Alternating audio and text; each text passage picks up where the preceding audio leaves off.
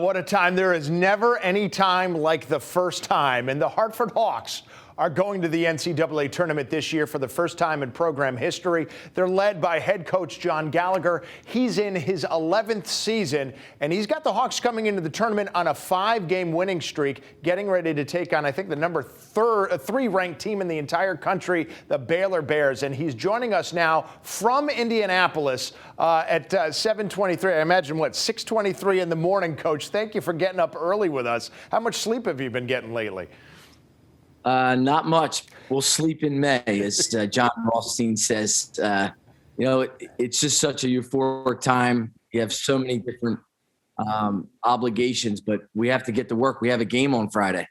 Yeah, at some point you got to get down to that. But are you still in the point where you're basking in the glow? Does it feel real, or is there still sort of a surreal factor, especially considering how surreal of a season it's been?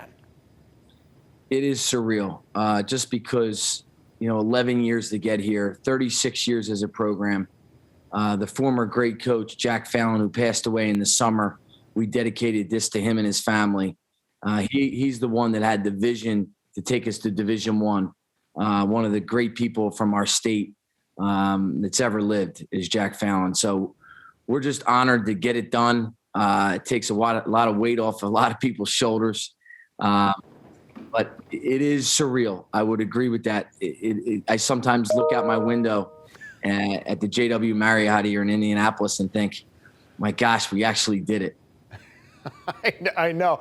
And does it in any way feel like maybe a year deferred? I mean, you were supposed to have your crack at going to the NCAA tournament last year, right? You were in the America East Final before COVID put the kibosh on that. You were going to play Vermont. Do I have that correct? Is my memory correct? Yeah, we were getting on the team bus and the game got canceled. And you go up to your desk and you think, man, God doesn't want us to win this thing. Yeah. They cancel.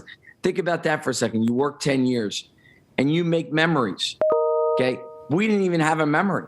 There was no bad feeling or good feeling. It was just totally canceled. And I go back and I think, how are we going to get through this? And then you get through it, and then you get back there, and then to win it, it's been a long 2 years, long 2 years. And to go through Vermont, who you were supposed to face, probably made it more gratifying. But let's look ahead now. We know it can be done.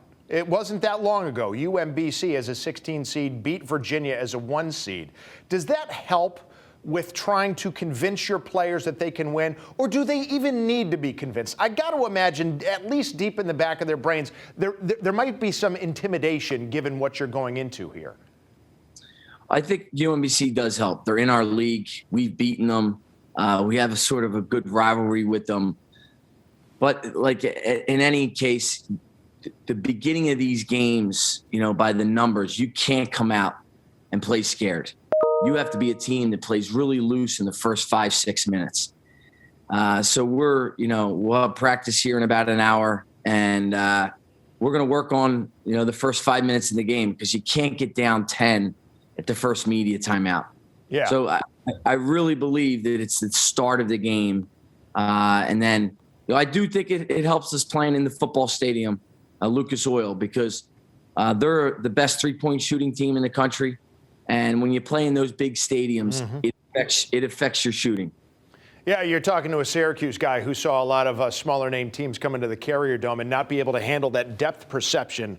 But how else do you try to get players to play loose? I mean, it's one thing to do X's and O's. It's another thing to try to get to their emotions. We know how Gene Hackman did it in Hoosiers. He had people go out and measure the court to say, hey, it's the same game, even though you're on the big stage. I'm just curious what kind of tactics you use to try to get them to be loose. Well, I think it's, you got to get people to play, from the head to the heart. We just have to be all heart on Friday. And it's like walking into the casino. And I really mean this. Somebody just handed you money. Just go gamble. Just go have fun. And we are playing with house money. We got here. We know Baylor's a national championship contender. They're probably, them or Gonzaga are the favorites to win it. we have to go and play an A-plus game. At the same time, I don't want to go in there and be hesitant. If we are loose and we're flying around, we can keep this thing close, and then anything's possible. Got to ask you about your dance moves on the bus. That video is getting some traction. Well, here's the thing. We won, and we have this one song that we play that I dance to. And it was on the plane, actually, and they blasted it over the speaker. The flight attendants were kind enough to do that. So I said, I got to get up and dance. So, what's the song? It's a song by 50 Cent. Okay. And it's my players, get this old guy like me to, that's the song that I sort of get into. But as my 4 kids at home that are watching, Daddy can't dance good. I have to ask, what would have been your choice for the song you would want to play there?